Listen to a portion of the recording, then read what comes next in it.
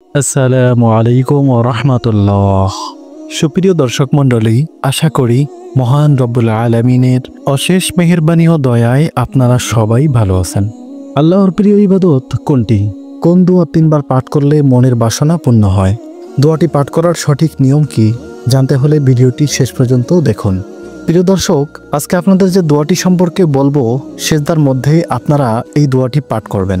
এতে করে আপনাদের ভাগ্য খুলে যাবে ইনশাআল্লাহ। আমরা যখন আল্লাহর প্রতি অনুগত্য স্বীকার করে সেজদা দেই, তখন আল্লাহ তাআলা অনেক বেশি খুশি হন।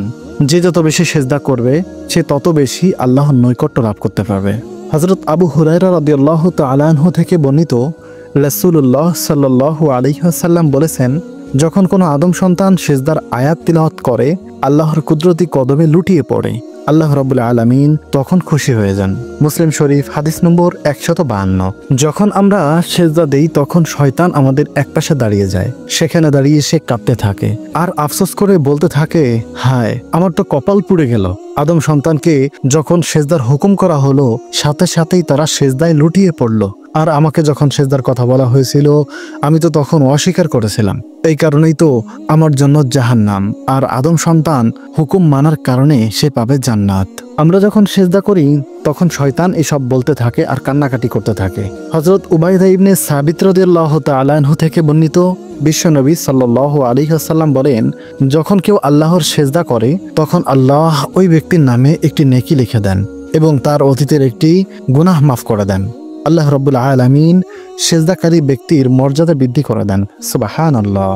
যত ধরনের ইবাদত বندگی আছে, তার মধ্যে সেজদা করলে আল্লাহ তাআলা সবচেয়ে বেশি খুশি হন। এর চেয়ে পছন্দনীয় ইবাদত আল্লাহর কাছে আর একটিও নেই। যে দোয়াটির কথা এখন আপনাদেরকে বলবো, সেই দোয়াটি সেজদার মাঝে আপনারা 3 বার পাঠ করবেন। এতে করে আপনার ভাগ্য খুলে যাবে ইনশাআল্লাহ। সেজদার মাঝে দোয়াটি 3 বার পাঠ করে আল্লাহর কাছে যা চাইবেন, আল্লাহ রাব্বুল আলামিন আপনাকে তাই দিবেন।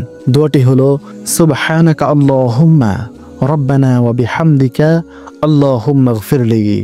এই দোয়াটি আপনারা সেজদার মাঝে 3 বার পাঠ করবেন। প্রিয় দর্শক, রাসূলুল্লাহ সাল্লাল্লাহু আলাইহি ওয়াসাল্লাম এই দোয়াটি সেজদার তাসবিহ, যেটা সুবহান রাব্বিয়াল আ'লা, আমি প্রশংসার সাথে সুমহান প্রভুর পবিত্রতা বর্ণনা করছি, এই দোয়াটি পাঠ করে তারপরে পড়বেন, সুবহানাকা আল্লাহুম্মা রাব্বানা ওয়া বিহামদিকা আল্লাহুম্মা গফিরলি। এর অর্থ হচ্ছে, হে আল্লাহ, আপনি আমাদের প্রভু, আপনার প্রশংসার সহিত আপনার পবিত্রতা ঘোষণা করছি। হে আল্লাহ, আপনি আমাকে ক্ষমা করুন। সুবহানাল্লাহ। প্রিয় দর্শক, যখন আপনি সালাতুল হাজত কিংবা নফল নামাজে পড়বেন, তখন তো সাধারণত সেজদায় গিয়ে আল্লাহর কাছে অনেক কিছুই চান। নানা ধরনের চাওয়া নিয়ে আল্লাহর দরবারে হাত তোলেন, কান্নাকাটি করেন। তখন অন্য অন্য দোয়ার পাশাপাশি সেজদায় গিয়ে আপনি এই দোয়াটিও 3 বার পাঠ করবেন। আপনি যদি সেজদায় এই দোয়াটি 3 বার পাঠ করেন এবং তারপর আল্লাহর কাছে কিছু চান, আপনার চাইতে দেরি আছে, কিন্তু আল্লাহ তাআলা আপনাকে দিতে দেরি নেই। এই জন্য রাসূল সাল্লাল্লাহু আলাইহি ওয়াসাল্লাম সবসময় বলতেন, তোমরা বেশি বেশি সেজদা দাও।